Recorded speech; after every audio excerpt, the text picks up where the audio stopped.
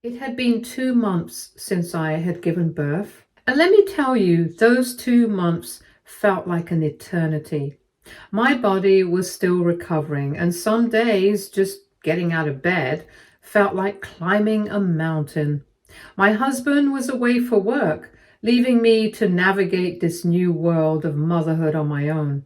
I had good days and bad days, but this day was particularly hard. My mother-in-law had called this morning. Her voice was quite demanding. She said she knew it had been tough for me, but that my sister-in-law needed some help. She asked me if I could babysit for her, just for a day. The thought of babysitting my sister-in-law's son sent a wave of dread through me. I'd heard from various relatives that he was problematic, to say the least. He was known for throwing tantrums, refusing to listen, and causing chaos wherever he went. I couldn't help but wonder if it was even safe for me to take care of a child when I still felt so weak. I had barely learned to care for my own newborn, let alone someone else's unruly child. I had always tried to keep a neutral stance with my mother-in-law and sister-in-law. My efforts to build a relationship with them had mostly fallen flat. My mother-in-law seemed to play favorites, giving my sister-in-law more attention while I remained an afterthought. And my sister-in-law? She oscillated between cold and indifferent. There was never a consistency with her, and I had learned to be prepared for anything. No, I can't. I really can't take on that responsibility right now, I had responded, feeling a little guilty but mostly relieved.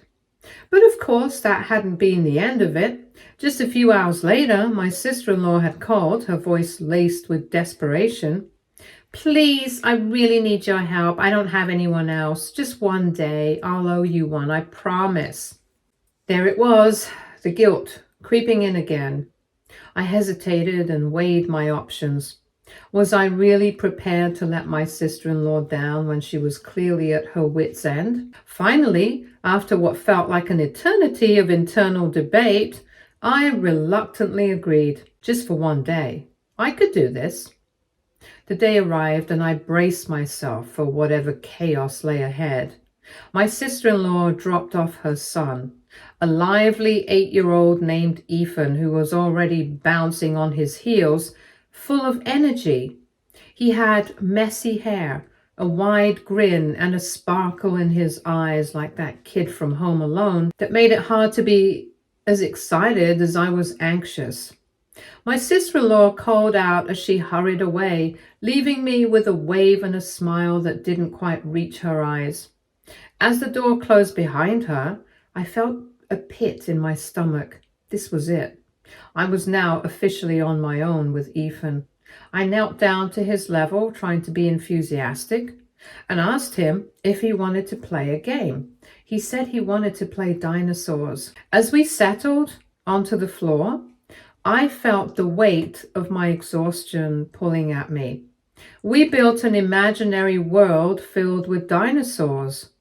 But it wasn't long before I noticed Ethan's behavior was different. He was easily distracted, often losing interest in one thing and starting another before I could even keep it up. Look, I'm a T-Rex, he shouted, lunging at the toy dinosaurs scattered across the floor. I chuckled nervously, hoping he wouldn't knock anything over. But then it happened.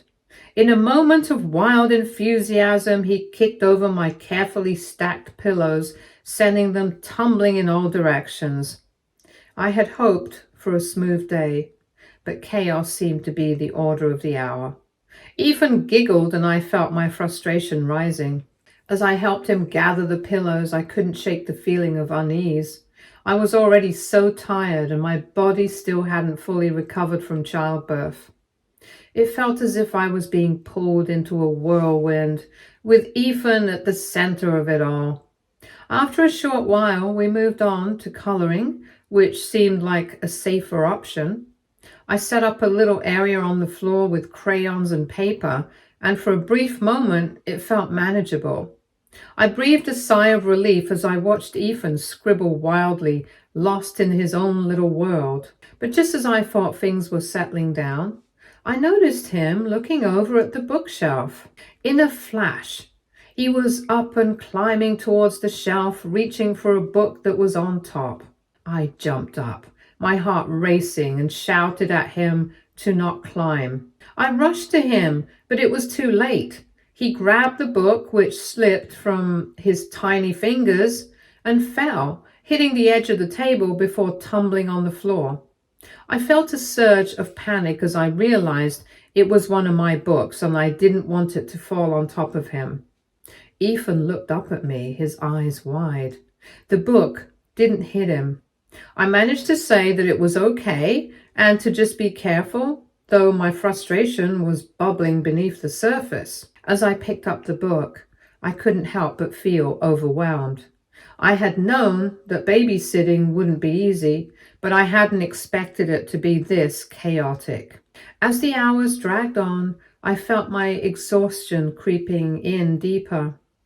At some point, I decided we needed to take a break. I suggested we grab a snack, hoping to redirect his energy. As I prepared some apple slices and peanut butter, I caught a glimpse of Ethan's notebook on the table. I hadn't noticed it before, but now it piqued my curiosity. My heart sank as I flipped through the pages, reading his scrawled handwriting. They were filled with strange drawings and odd phrases that hinted at deeper issues, things that no 8-year-old should be worrying about. My breath caught in my throat as I read a line that made my stomach turn. It was something about feeling unwanted and abandoned and being hit by some friend of his mother who stayed the night. My heart raced as I continued to skim through his entries, each one more troubling than the last. This child, my sister's in-law's son, was struggling in ways I had never imagined. My instinct kicked in, a protective wave washing over me. I had to do something. I put the notebook down. I couldn't ignore this. I needed to get help for Ethan. I made a decision that I knew would change everything. A sense of dread washed over me. I could hear Ethan laughing in the other room, blissfully unaware of the gravity of the situation. But I couldn't turn back. I had to protect him, even if it meant breaking apart my sister-in-law's fragile world. After reading those chilling words, I sat frozen, staring at the notebook in my hands as if it were a ticking time bomb. My heart raced, each beat a reminder of the little boy whose words I had just absorbed. I couldn't believe what I had uncovered. It was a heavy burden, one that felt impossible to carry. Yet I knew I had to act. I couldn't just close the book and pretend I hadn't seen it. I had to protect him. For a moment, I considered my options. I could call my husband Derek, who was working abroad, but I wasn't sure how much I wanted to worry him. He had enough on his plate with his job, but as I thought of little Ethan trapped in a world that seemed so dangerous, my decision became clearer. I grabbed my phone, hesitating only for a second before dialing Derek's number. When he answered, his voice was warm and comforting, cutting through the anxiety that had settled in my chest. I told him that I needed to talk to him about something important. It was about Ethan. Derek immediately sensed my unease and asked me what was wrong. Taking a deep breath, I explained the situation, my voice thick with emotion. I told him about the notebook and the disturbing entries that made it clear the boy was not safe in his own home. I shared the snippets I had read, carefully choosing my words to convey the urgency without overwhelming him. I asked him what to do, feeling the weight of the decision pressing down on me. He replied firmly, saying that I should contact CPS and that it was too serious to brush aside. We had to protect him, and dealing with my sister-in-law directly was not an option. I wished it didn't have to come to this. He told me to be careful. We ended the call and I took a moment to collect myself. This was going to change everything. I picked up my phone again, my hands shaking slightly as I dialed CPS. When the call connected, I was met with a calm, professional voice. I explained everything from the notebook's contents to my worries about Ethan's well-being. The operator listened intently, taking notes as I spoke. She asked a few questions, trying to assess the situation and determine how best to proceed. "Have you seen any signs of abuse or neglect?" she asked. "Yes, in the notebook. He mentioned being hurt before." I replied, my heart heavy. He wrote about feeling scared and alone, and it breaks my heart to think of him suffering. "Thank you for bringing this to our attention," she said. "We take these matters very seriously. I'll pass this information on to an investigator who can follow up." After hanging up, I felt a mixture of relief and dread. I had done the right thing, but I couldn't shake the feeling of impending chaos that was about to unfold. I kept the notebook, but I'm very conflicted. I can't let him go through all this, but taking action may hurt my family. I feel like I'm stuck in a very bad place and don't know what to do. A few days passed in a blur of anxiety and guilt. I kept my distance from my sister-in-law and her son, not wanting to raise any suspicions. I heard bits of information from my relatives, which only added to my unease. "They're saying Ethan has been acting out more since you last babysat him," my aunt mentioned in the group chat, her tone filled with concern. "Your sister-in-law is struggling to handle it." "Yeah, I've heard he's been having trouble at school too," another relative chimed in. "I just hope they can figure it out." But I knew it was more than just a phase for Ethan. It was deeper, rooted in something far more troubling. My heart sank as I imagined him stuck in that environment, suffering in silence. Then, one afternoon, I received a frantic call from my cousin. "You won't believe what's happening at your sister-in-law's house," she said, her voice shaky. "The cops showed up today. I overheard them talking about investigating Ethan's home." My heart raced. I didn't say anything. She continued saying that they got a report about possible abuse. "They're saying it's serious and your sister-in-law was freaking out. She said she doesn't know all the details, but it's not looking good." I couldn't help but feel a mix of emotions. Relief that Ethan might finally be getting help, but also a pang of guilt. I thought of the notebook and how it had opened my eyes to a world I had never wanted to see. That evening, as I sat alone with my thoughts, I couldn't shake the feeling of dread. Would Ethan be okay? What would happen to him once the investigation began? And then, to add to my anxiety, I received a text from my sister-in-law. "Can we talk? It's important." I stared at the screen, my heart pounding. What could she possibly want to say? I knew she wouldn't take the news well, and I wasn't ready for the fallout. Finally, I decided to respond. "I think it's best if we keep some distance for now." I ignored her calls. A few moments later, my phone buzzed with another message from her. "This is about Ethan. You need to listen to me." I felt a knot tighten in my stomach. What could she possibly say that would change my mind? I was already worried about her reaction to the CPS call. Ignoring my instincts, I replied, "I'm listening." Her response was immediate. "I heard what you did. You think you're so much better than me. I'm his mother, and you don't know what you're talking about." I felt anger rise within me. How could she turn this back on me? I took a deep breath, trying to remain calm. "Ethan needs help. I couldn't just stand by and do nothing." "You broke up our family," she shot back. "You think you can just swoop in and take my son away from me? You have no idea what you've done." I read her words, each one a jab to my heart. I had hoped for a rational conversation, but it seemed impossible. "I did what I thought was right. This isn't just about you, it's about Ethan's safety." Her response was bitter and defensive. "You think you're a hero now. You're going to ruin everything for us." Before I could respond, my phone rang. It was Derek, calling to check in. He asked how I was. His voice was steady and calming. I poured out everything that had happened with my sister-in-law and the investigation, feeling the weight of it all pressing down on me. I told him I didn't want to involve myself in family drama, but I couldn't ignore Ethan's situation.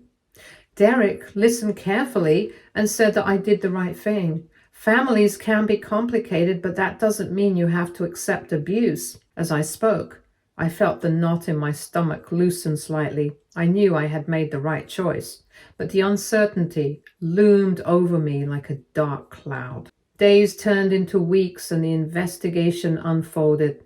I heard through the grapevine that social workers were visiting my sister-in-law's home, assessing the environment and interviewing everyone involved.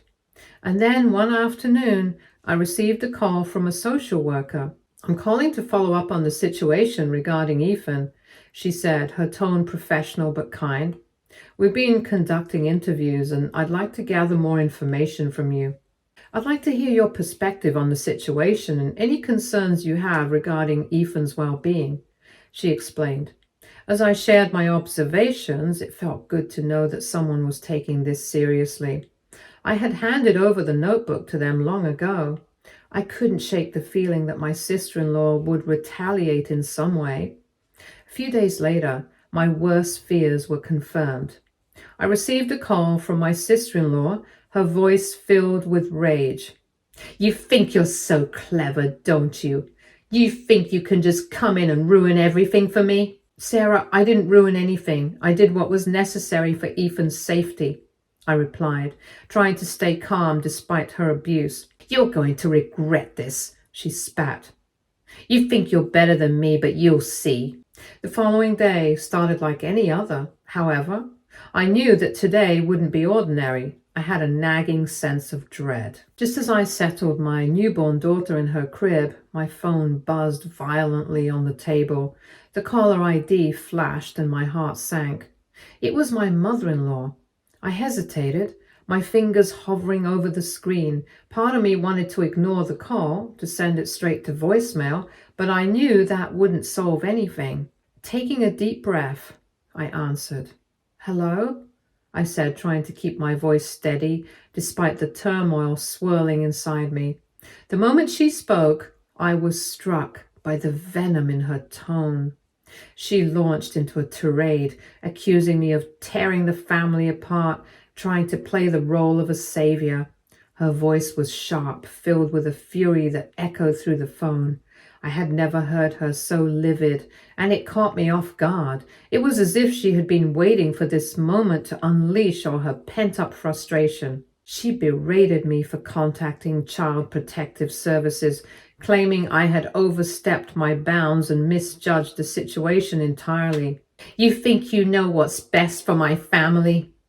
You have no idea what you've done," she spat, her words dripping with disdain.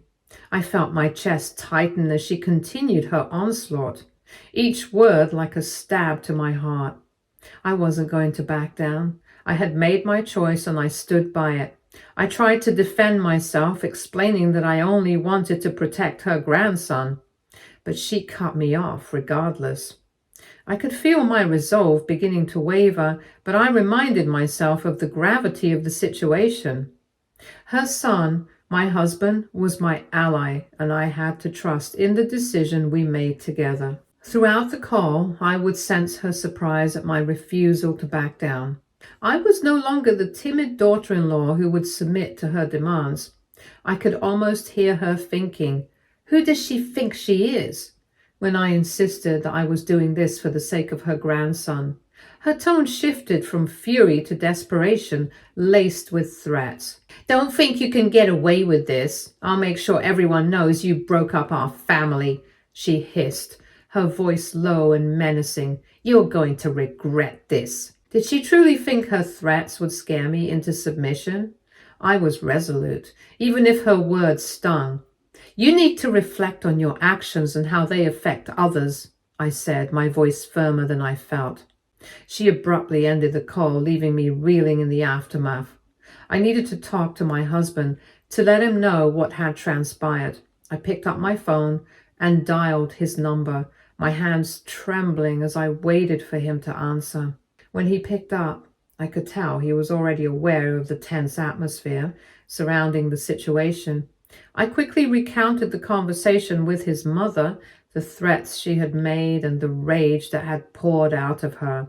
He listened intently, his expression shifting from concern to anger as I spoke. "She actually threatened you?" he said, his voice low and dangerous. "I'll deal with her. I can't believe she's acting this way." I could hear the tension in his voice as he tried to rein in his emotions. He was fiercely protective of me, and it warmed my heart to know I had him by my side. His relationship with his mother had always been strained, characterized by a constant push and pull. While he loved her in his own way, he also recognized her flaws, especially how she manipulated situations to her advantage. It had taken years for him to establish some boundaries, and I was grateful for that. He said he would be on the first flight back. He said that we needed to put a stop to this once and for all. I nodded, even though he couldn't see me. Knowing he would come back made me feel more secure, but I was also aware that this battle was far from over. "Please record any conversations with her," I urged. He agreed, and I could sense the resolve in his voice as he promised to handle it when he returned. After we hung up, I took a moment to breathe deeply, trying to calm the anxiety swirling in my chest. I had made the right choice, and now it was time to prepare for whatever my mother-in-law would throw at us next. A few hours later, I received a text message from my husband. He had recorded his mother's calls just as I had suggested and wanted to ensure we had all the evidence we needed. As the day went on, I tried to focus on my daughter, giving her all the love and attention I could muster. Yet my mind kept drifting back to my mother-in-law and her threats. Would she actually follow through? That evening, just as I was about to settle into bed, I received a message from a relative. They shared that they had heard from someone who had been to my sister-in-law's house since the CPS visit. Apparently, my mother-in-law had been going around telling everyone how I had betrayed the family and that I was responsible for ruining her daughter's life. I was angry. How could she twist the narrative so completely? I had only acted out of concern for her grandson's well-being. It was infuriating to see her manipulate the story to cast herself as the victim. I just needed to wait for my husband to get back home. The night my mother-in-law had threatened me, it felt suffocating. I locked every door and window, a daily safety check routine. I double-checked the front and back doors, ensuring that my little haven was secure. My husband was supposed to land the next day, and I took comfort in the thought of him being back home, back with us. It was a fragile comfort, but it was all I had as I settled into bed, clutching the pillow tightly against my chest. I closed my eyes, exhaustion pulling me under, but my dreams were plagued with images of my mother-in-law's spiteful gaze. Around 4 a.m., I stirred from a restless sleep, the silence wrapping around me like a heavy blanket. Confusion washed over me as I realized that my daughter hadn't cried throughout the night. Normally, her gentle whimpers would lull me awake, but the absence of sound sent a chill down my spine. I bolted upright, my heart racing as I glanced at the clock. It was late. I rushed to the nursery, my pulse quickening with each step. The room was empty. Panic surged through me as I called out my daughter's name, but there was no response. I ran to the living room, the overwhelming sense of dread tightening around my throat. My baby was gone. Frantically, I dialed my neighbor's number, my voice trembling as I explained the situation. "Please, can you come over? I can't find her." I hung up, barely able to breathe, my mind racing. I needed to check the security cameras. They would tell me what had happened. I hurried to the living room, my hands shaking as I accessed the camera feed.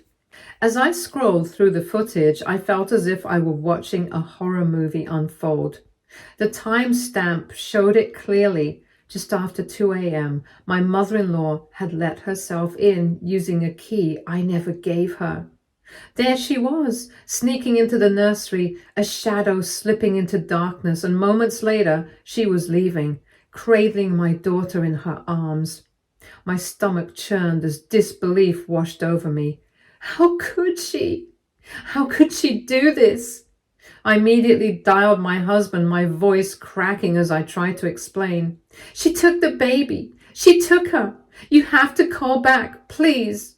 But all I got was the automated response. He was still on the plane, unreachable. I left frantic messages, desperation spilling from my lips as I pleaded with him to call me back ASAP. My neighbors arrived just as I was replaying the footage for the third time, their faces etched with concern. They had heard the commotion from the night before and knew about the drama with my mother-in-law. Without hesitation, they offered their support. We're calling the cops, one of them insisted, grabbing their phone and dialing immediately.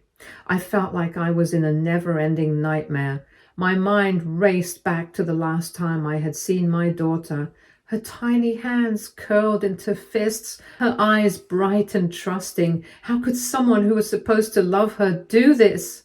I was still in shock, shaking my head as I watched the footage again, replaying the moment my mother-in-law had walked out with my baby. Minutes felt like hours as I waited, my heart pounding in my chest. Finally, the ringing of my phone interrupted my frantic thoughts. It was my husband calling back. Relief flooded through me, but it quickly turned to dread as I recounted everything that had happened. You need to get home now, I urged him, my voice rising in panic. He said that he had just landed and was rushing home. Just then, my phone buzzed again and I saw an unknown number flashing on the screen. My heart sank as I answered, knowing deep down who it was. Hello? I said, bracing myself for the confrontation. Where's my granddaughter? My mother-in-law's voice cut through the phone, sharp and cold. I could feel the tension in the air as she spoke. You have no idea what you've done, do you? You think you can just call CPS and break up our family? She said that I had to hand over my daughter to my sister-in-law as her son was taken from her. I yelled at her, questioning if she was crazy. Did you really think I would just let you take her? I shot back, my voice steady despite the rising panic within me. She laughed, a sinister sound that sent shivers down my spine. You think you're in control. You're nothing without me, and you will regret this. You will pay for tearing our family apart. My hands trembled as I held the phone, aware that the cops were in the room with me, listening to every word. They had already attempted to reach her as well, but to no avail. The officers were taking notes, their expressions stern, a mix of concern and disbelief as they overheard her threats. I asked if she realized the trouble she was in. My voice was barely above a whisper. Trouble? You're the one who's in trouble. You'll see. I'll make sure of it. You'll be sorry for doing this. She continued threatening me, oblivious to the gravity of her situation. My neighbors stood beside me, their faces pale as they witnessed the viciousness in her tone. This wasn't just a family squabble anymore. It was an alarming threat, and they were witnesses to her intimidation. When she hung up, I felt a mix of anger and fear coursing through me. The officers looked at each other, and one of them finally spoke. We need to track her down now. This isn't just a family matter anymore. They worked quickly, making calls to locate her. My heart raced as I paced the living room, anxiety gnawing at my insides. The cops received a tip.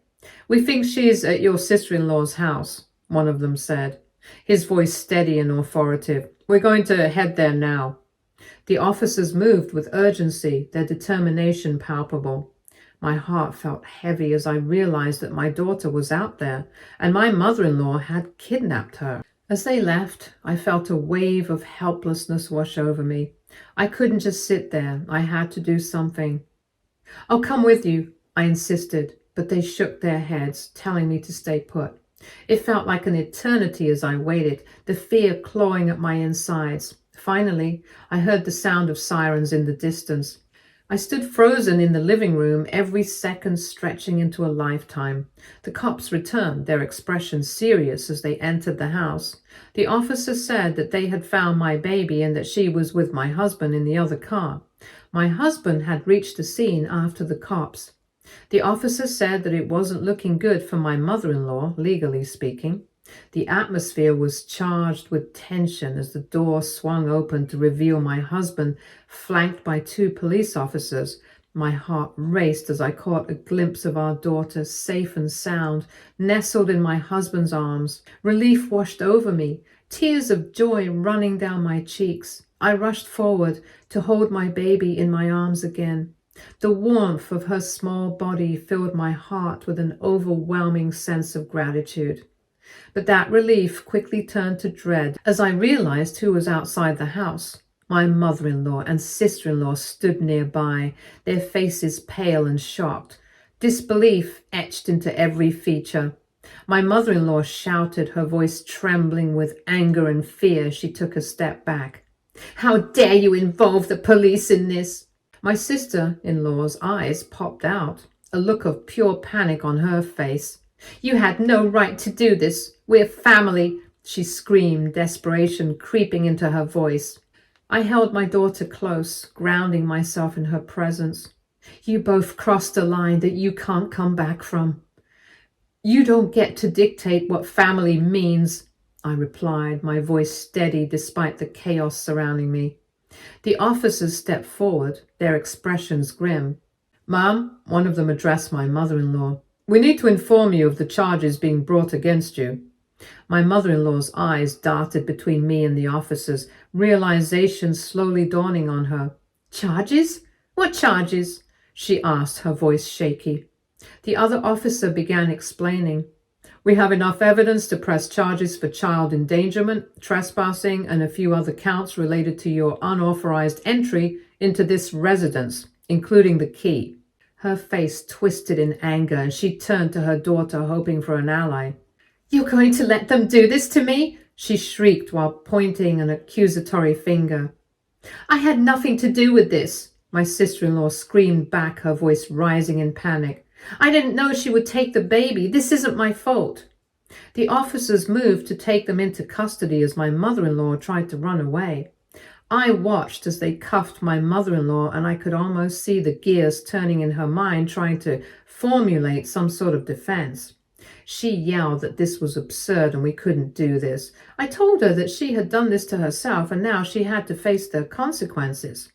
The officers escorted them to the car, and as they walked past me, my mother-in-law shot me a look filled with venom. But I refused to back down. She hissed, her voice low but filled with malice, saying that she would get back at me. I glanced down at our daughter, her tiny hands wrapped around my finger, and all the fear and uncertainty melted away. We were a family, and we would heal from this together. As the officers returned, they informed us that they would be pressing charges against both my mother-in-law and sister-in-law. "They'll face a judge soon," one of them assured us, his tone professional but empathetic. "We'll make sure your daughter is safe moving forward." Our family would never be the same, but we have to protect our own. Stay tuned for more stories from our girl relationships.